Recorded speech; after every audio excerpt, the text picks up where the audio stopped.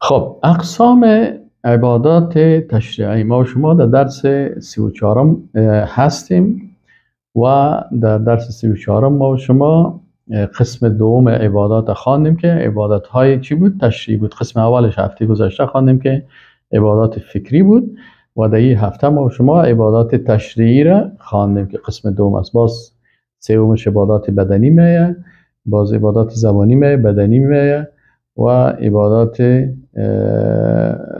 قلبی میه. ببخشید، سوم عبادات قلبی هست، باز عبادات زبانی هست، عبادات بدنی هست و ششمش عبادات مالی هست.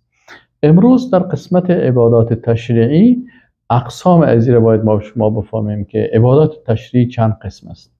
عبادات تشریعی از کجا میفهمیم؟ الله متعال میگه یا ایها الذین آمنوا ادخلوا فی السلم کافه، ای مؤمنان شما در اسلام مکمل داخل شوین. اینال در اسلام مکمل داخل شدن یعنی تمامی احکام اوامر الله و نواهی کل از را بپذیرین، کل از را اطاعت بکنین، شما در اسلام کاملا داخل میشین. رسول الله صلی الله علیه و سلم میگه که در حدیث شریف است عن ابی هریره رضی الله عنه قال قال رسول الله صلی الله علیه و سلم الایمان بدع و 70 شعبه. ایمان 70 و چند شعبه داره.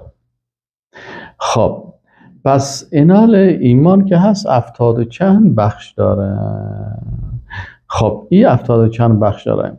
ایره علما در کتابا شما که مراجعه بکنین، علما امی 70 و چند شعبه را به 4 بخش تقسیم کردن. 4 بخش تقسیم کردن. گفتن که اعتقادات، احکام اعتقادی، احکام عبادات، احکام معاملات و احکام اخلاقیات. 4 قسم گفتن: اعتقادات، عبادات، معاملات، اخلاقیات. این 4 تا، این تمام احکام الله است. اما اگر این دقیقا ما و شما بیاییم مثل که ما در پانتون درس میدادیم، باز علما این فعلا به نظام ها تشریح میکنن. نظام ها مثلا میگه چندین نظام است، باز این در هر سمستر یک نظام ازی در پانتون خوانده میشه تا که یک محصل ولو که دکتر است یا انجینیر است یا کامپیوترکار است یا علوم اجتماعی است یا ژورنالیست است یا روانشناسی هست یا تعلیم و تربیه هست، محصل هر بخش است، باید در هر سمسترش همیاره باید ایره بفهمه. و ایره اگر به شکل نظام ها بیان بکنیم، یعنی همین 4 بخش بخوایم مثلا در نظام ها تشریح بکنیم، 12 نظام میشه. مثلا نظام اعتقادی هست، یعنی احکام که در قرآن و سنت است که مربوط به عقیده میشه، که شما چه قسم ایمان داشته باشین، چه قسم ایمان به ملائکه داشته باشین، آمنت بالله و ملائکته و کتبه و رسوله و الیوم الاخر و القدر خیری و شر من الله تعالی. و آیاتی که دمی راستا هست، این کلش مربوط میشن به چی؟ مربوط به نظام اعتقادی اسلام میشه. دوم نظام عبادات است. نظام عبادات یعنی نظامی که مربوط به عبادت ها، یعنی آیات قرآنی که درباره عبادات فکری، عبادات تشریعی، عبادات قلبی، عبادات زبانی، عبادات بدنی، عبادات مالی هست. کل آیاتی که در این راستا هست این در این شامل میشه. قسم سوم مثلا چی هست؟ نظام سیاسی اسلام است. نظام سیاسی اسلام تمام آیاتی که ما و شما را در مورد حکم و حکومتداری و سیاستداری به این آیات قرآن که بحث میکنن، این کلش مربوط میشه به نظام سیاسی اسلام. فلا و ربک لا یؤمنون حتی یحکموک فیما شجر بینهم ان الحکم الا لله و من لم یحکم بما انزل الله فاولئک هم الکافرون. یا کلش مربوط میشن به احکام سیاسی. دیگه 4مش احکام چی هست؟ نظام قضایی اسلام است. نظام قضایی اسلام تمامی آیات و احادیث در این راستا که است که مربوط به قضا و حکم میشه، مثل حدود، قصاص، نظام خانواده، مثلا نکاح، طلاق، این گپا است. این کلش مربوط نظام اجتماعی اسلام میشه. چی میشه؟ مربوط به نظام قضایی اسلام میشه. در محکمه مثلا چه وقت یک کس خانم یک کس میشه، چه وقت اولاد کس میشه، چه وقت شوهر میشه، چه وقت بالای از حد قصاص جاری میشه، چه وقت حد مثلا چه وقت قصاص میشه، چه وقت حد رجم، حد زنا. این کلش مربوط میشه به نظام قضایی اسلام، آیات که در این راستا هست. این حال اگه کس از اینمی آیات اطاعت میکنه و این قبول میکنه، این مؤمن است. و کس از که مخالفت میکنه و عوض از قانون دیگر میاره، بازی شرک میشه.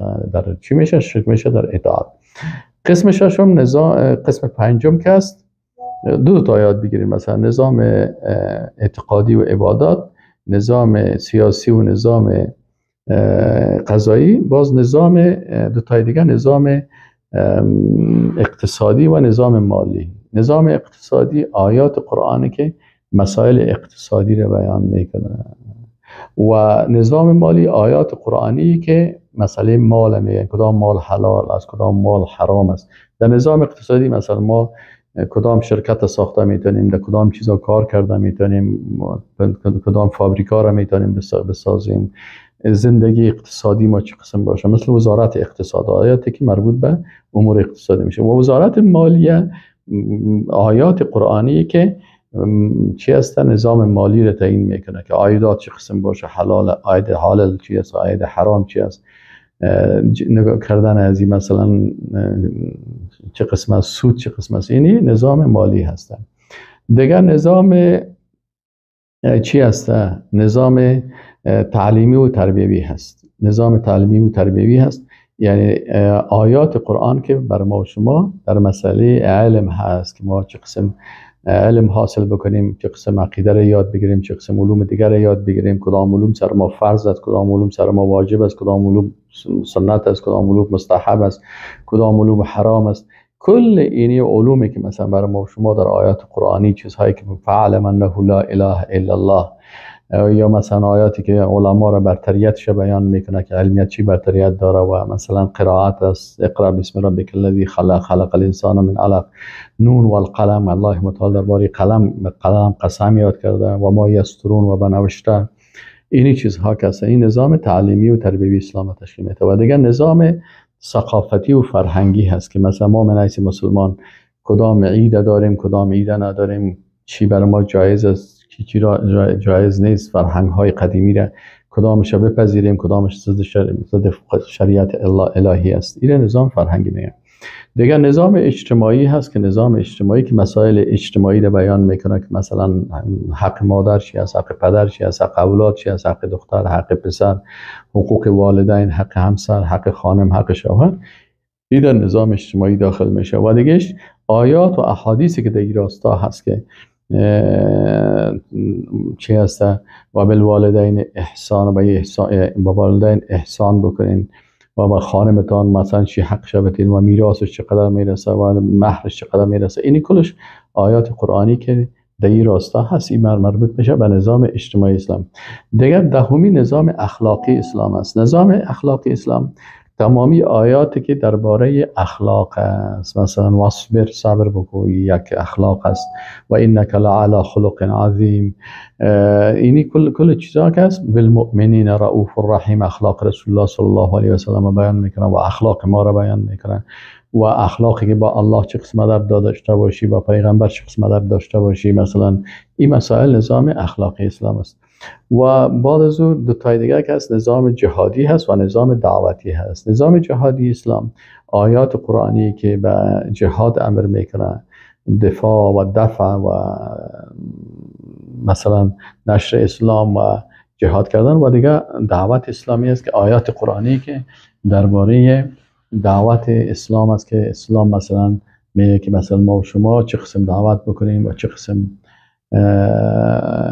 مسلمان ادعو الى سبیل ربک بالحکمت والموعظة الحسنه وجادلهم بالتي هي احسن. به این اساس این احکام تشریعی 12 قسم شد که اطاعت از این احکام تشریعی اطاعت از الله است، مخالفت احکام تشریعی مخالفت از حکم الله است. ایمان داشتن به این احکام الهی توحید است، به عوض از این احکام قانون دیگه را آورده و جاگزین کردن و پذیرفتن این شرک است در تشریع. و السلام علیکم و رحمت الله و برکاته.